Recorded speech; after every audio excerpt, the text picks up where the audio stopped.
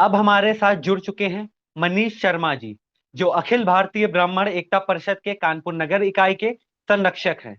आइए करते हैं इनसे कुछ खास बातचीत। मनीष जी, आपका भारत 18 न्यूज चैनल में स्वागत करता हूं। धन्यवाद। पहला प्रश्न, यूपी में ब्राह्मणों की क्या स्थिति है?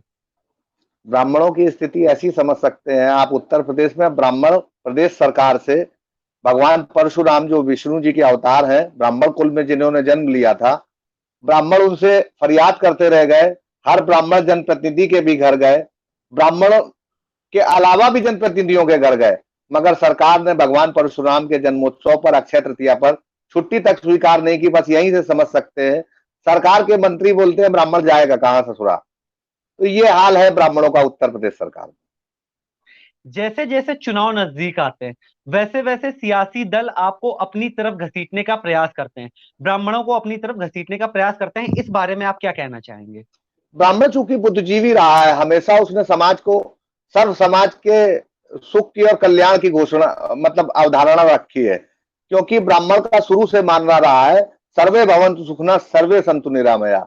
ब्राह्मण एक ही चीज कहता है कि सबको खुशी मिले और सब निरोगी रहे। ये ब्राह्मण की शुरू से भावना रही है।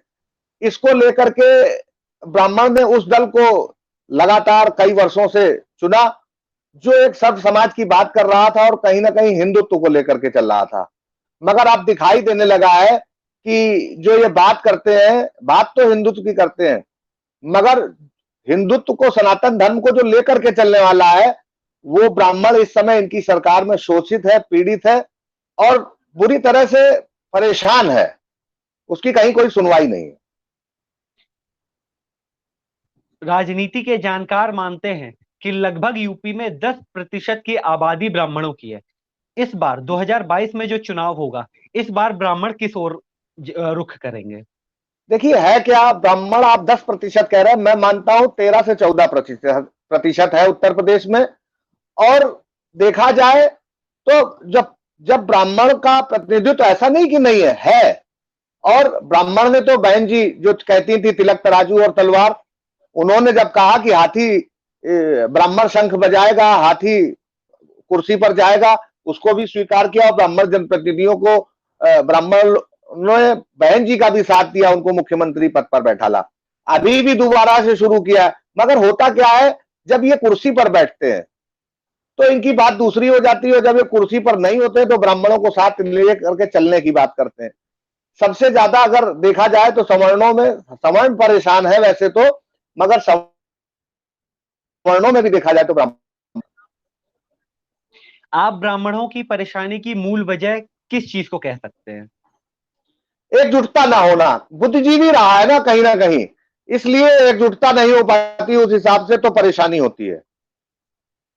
तमाम संगठन हैं जो ब्राह्मणों की एकता के लिए कार्य कर रहे हैं, फिर आखिर ऐसा क्यों होता है कि जब कहीं बात ब्राह्मणों की आती है तो वो पीछे हटने लगते हैं? चूंकि देखिए, है क्या, आपको बहुत सारे ऐसे अधिकारी मिलेंगे जो रिटायरमेंट ब्राह्मण अधिकारी, जो कुर्सी पर रहते हुए तो ब्राह्मण हित की बात नहीं करते हैं, मगर कहीं ना कहीं फिर बाद में जैसे ही कुर्सी से हटते हैं, वैसे ही एक ब्राह्मण संगठन बना करके सत्ता के करीब जाने का प्रयास करते हैं। मैंने तो ऐसे ऐसे ब्राह्मण संगठन देखे हैं जिनका हर दल की सरकार में झंडा बदलता रहा, मंच का रंग बदलता रहा। तो ब्राह्मण को देखिए, राजनीतिक रूप से कोई भी किसी भी दल में सक्रिय हो सकता है, मगर मेरा कहना यह है कि ब्राह्मण हितों पर जब बात हो, चिंतन पर जब बात हो, तो उनको अपने समाज के लिए खुलकर बोलना चाहिए और आवाज उठानी चाहिए। ऐसा ब्राह्मण संगठनों में या ब्राह्मण जनप्रतिनिधियों में अभी तो नहीं दिखाई देता। कहते हैं, एक कहावत है कि ब्राह्मण भूखा तो सुदामा और रुष्ट तो परशुराम। 2022 के चुनाव में ब्राह्मण का कौन सा रुख देखने को मिलेगा? वर्तमान में अभी ब्राह्मण चिंतन कर रहा है। देखा जाए तो अभी भी ऐसा चल रहा है। देखिए, वैसे अगर देखा जाए तो सर्वाधिक मुख्यमंत्री अगर उत्तर प्रदेश को दिए हैं तो कांग्रेस ने ब्राह्मण दिए, 6 मुख्यमंत्री दिए। मगर चूंकि राजनीति की दशा और दिशा बदली और कहीं ना कहीं फिर जो हिंदुत्व का झंडा उठा, उन लोगों ने हिंदुत्व का झंडा उठाया जिनका कहना था कि राम राम जपना पराया माल अपना। इस तरह करके समाज के उस वर्ग को, एक बड़े वर्ग को हिंदुत्व के नाम पर अपने आप में समेटा, अपने पास में समेटा। आज आज भी देखा जाए तो धर्म की रक्षा के लिए मुसलमानों का भय दिखा करके सर्वाधिक, देखिए सनातन धर्म के लिए सबसे ज्यादा कहते हैं ना, किसी स्कूल को अगर खत्म करना हो तो ब्राह्मण को, टीचर को खत्म कर दो, किसी अस्पताल को खत्म करना हो तो डॉक्टर को खत्म कर दो, अगर सनातन धर्म को कमजोर करना है तो ब्राह्मण को खत्म कर दो। तो बस वही है, ब्राह्मणों के पराभव का प्रयास कर रही सरकार, क्योंकि ब्राह्मण बुद्धिजीवी रहा है और निर्णय लेना जानता है सर्व समाज के हित में, और 2022 में भी सर्व समाज के हित में ब्राह्मण निर्णय लेगा। योगी सरकार पे कई तरीके के आरोप लगते हैं कि वो ब्राह्मणों की दमनकारी नीति पर काम करती है। विकास दुबे एक इसका एग्जाम्पल लिया जाता था। कई बार जब विकास दुबे का एनकाउंटर हुआ तो लोग कहते थे कि विकास दुबे ब्राह्मण था इसलिए मारा गया। क्या अपराधियों पे भी जात देखी जाएगी? नहीं, अपराधियों की जात बिल्कुल नहीं देखी जाएगी। देखिए, विकास दुबे पे सवाल नहीं उठा, उनके उनकी पत्नी और बच्चों के सरेंडर के तरीके पर सवाल उठा। अमर दुबे मार दिया गया, नाबालिग प्रभात मिश्रा मार दिया गया। अब माना जो अपराधी थे आपकी निगाह में, आप, मगर खुशी दुबे का अपराध क्या था? खुशी दुबे ने जो बात कही थी, खुशी दुबे 1-2 दिन की ब्याह था, सरकार आज भी उसको अदालत में डिफेंड करती कि इसके छूट जाने से अपराध के बढ़ने का खतरा, अपराधियों को संरक्षण मिलेगा। 1-2 दिन की व्याख्या से तो यानी कि दिखाई देता है कि सरकार इस बात से कतई चिंतित नहीं है। वो जानती है, वो जो मंत्री उसके कहते हैं कि ब्राह्मण ससुरा जाएगा कहां, इस बात को लेकर के चिंतित नहीं है। और खुशी दुबे का मामला कहीं ना कहीं ब्राह्मणों के दिलों में घर कर गया है, और सरकार जानती है कि खुशी दुबे अगर बाहर आएगी तो सरकार के उन बुरे कृत्यों की भी पोल खुलेगी, मशीनरी के उस सिस्टम जिसको कहते हैं उस बुरे कृत्य की भी पोल खुलेगी, जिसके तहत खुशी दुबे लगातार 10 माह होने जा रहे हैं जेल में। राजनीति में धर्म, इसको आप कितना सही मानते हैं? देखिए, धर्म समाज को जोड़ने का काम करता है, और राजनीति में जब धर्म का घालमेल होता है तो उन लोगों का राजनीति में आने का हो जाता है जो सत्ता को इंगित करने का काम करते, तो ज्यादा बेहतर रहता।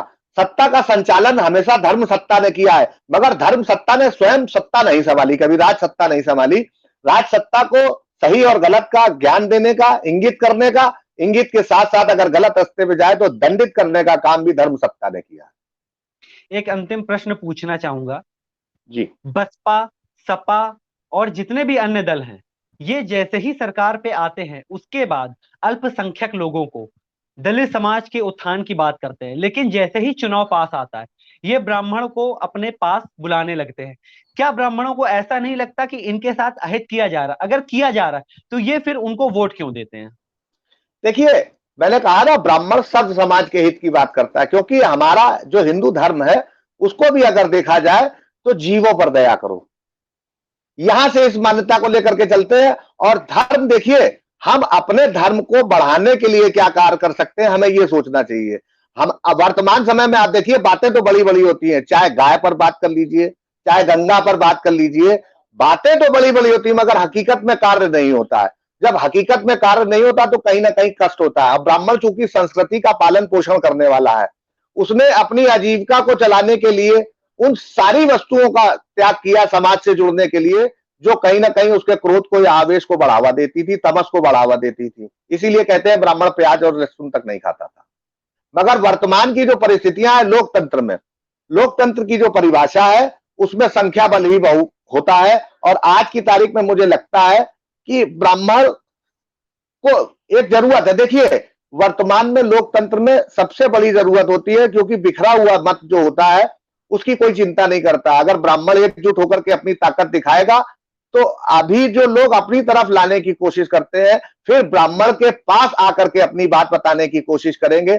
हम लोग इस प्रयास में भी है कि एक मंच ऐसा लगाया जाए, हर दल ब्राह्मण सम्मेलन कर रहा है, मगर हम एक सम्मेलन ऐसा बुलाएं जिसमें हम हर दल के प्रतिनिधि को बुलाएंगे और पूछेंगे हमारी इन बातों पर आप क्या कहना चाहते हैं, आपका क्या विचार है। असली बात तब निकल करके आएगी, जो दल सामने आएगा, उनके प्रतिनिधि आएंगे, वो अपनी बात रखेंगे। एक प्रयास हमारा जारी है, हो सकता है कोशिश सफल हो, और जो नहीं आएंगे उनकी पोल खुल जाएगी। साफ साफ नजर आ जाएगा कि ये कहते कुछ है, करते कुछ है। ये अपना मंच लगा करके अपनी बात तो कहना चाहते हैं, मगर ब्राह्मण के मंच पर आकर के ब्राह्मण की बात नहीं सुनना चाहते। चलते चलते एक प्रश्न अंतिम ये पूछना चाहूंगा, 2022 में चुनाव आ रहा है, आपको क्या लगता है कांग्रेस सरकार आपके लिए क्या करेगी? देखिए, कांग्रेस ने कभी जातिगत बात नहीं की, उसने सर्वधर्म समभाव को लेकर के चलने की बात करी। और ऐसा नहीं है, मगर हुआ क्या, जो परिस्थितियां ऐसी उत्पन्न की गई, ऐसा ध्रुवीकरण उत्पन्न किया गया, मिला करके एक तरफ राक्षस खड़ा हुआ, एक तरफ राक्षस क्या कहते हैं ना, एक राक्षस था उसकी तोते में जान थी, एक तरफ राक्षस खड़ा हुआ, एक तरफ तोता खड़ा हुआ, और राक्षस और तोते को लोग समझ ना पाए, इसलिए पराभव हुआ। और लोकतंत्र है, देखिए धीरे धीरे धीरे जनता समझने लगती है, और समझने के बाद चिंतन भी करती है, और चिंतन के बाद जो विचार निकल करके आता है वो लोकतंत्र की एक नई परिभाषा को जन्म देता है। हमारे इस भारत में जो पूर्व में भी निर्णय लिए पूर्वजों ने, वो भी कहीं ना कहीं आगे आकर दिखाई दिए। अब 2022 में भी जो निर्णय होगा, वो मुझे लगता है आने वाले कई दशकों तक याद रखा जाएगा। ब्राह्मण जो निर्णय लेगा, क्योंकि मुझे और निर्णय नहीं ले पाया अगर, तो फिर वही पराभव, वही परेशानियां, वही चिंतन देखने को मिलेगा। कोशिश ये है कि ब्राह्मण एकजुट हो, वोट बैंक की हालत ताकत बने, और इन दलों के लोग जो है वो ब्राह्मणों की बातें सुने, अपनी बातें ब्राह्मणों को नहीं सुनाए। देखिए, मूर्ति समाज भी लगवा सकता है, मंदिर समाज भी बनवा सकता है। हमने कहा, हमने तो एक इल्तिजा करी थी, जो शुरुआत में बात कही थी कि भगवान परशुराम के जन्मोत्सव अक्षय तृतीया पर सार्वजनिक अवकाश घोषित हो। सरकार ने अगर उसको नहीं माना, और उन्होंने नहीं माना जो अपने आप को योगी कहते हैं, तो कष्ट होता है। और ब्राह्मण जनप्रतिनिधियों की मुझे नहीं लगता कि उनकी हैसियत है वर्तमान सरकार में, मुख्यमंत्री से वो अपनी बात खुल करके कह सकें, क्योंकि वन मैन शो चल रहा है, और ब्राह्मण जनप्रतिनिधि अपनी बात कह नहीं पा रहे हैं। आज भी मैंने देखा एक एक कार्यकर्ता, भाजपा का कार्यकर्ता, वीडियो देखा, मैं आपको प्रेषित भी कर दूंगा। उस कार्यकर्ता ने कहा कि मंत्री जी, सरकार में ब्राह्मणों पर जुल्म हो रहा है, और मैं भाजपा का कार्यकर्ता हूं। उन्होंने तुरंत कहा जिलाध्यक्ष से, ये भाजपा का कार्यकर्ता है, कैसा कार्यकर्ता है, इसको तुरंत दल से बाहर निकालिए।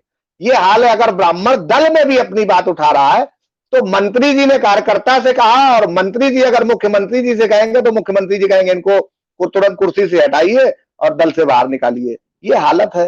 हालत इसलिए है कि कहीं ना कहीं छला गया है, और डर और भय दिखा करके लोकतंत्र में नहीं, विकास दिखा करके सबको एक साथ, जो कहा जाता है वो किया नहीं जाता। कहते तो है सबका साथ और सबका विकास, मगर ना, कहीं ना कहीं धोखाधड़ी हुई है समाज के साथ, और समाज इस पर लगातार चिंतन कर रहा है। युवाओं में इस समय बहुत जो चिंतन है और जो आक्रोश है, वो आने वाले 2022 में दिखाई देगा, और वोट बैंक की ताकत के रूप में दिखाई देगा।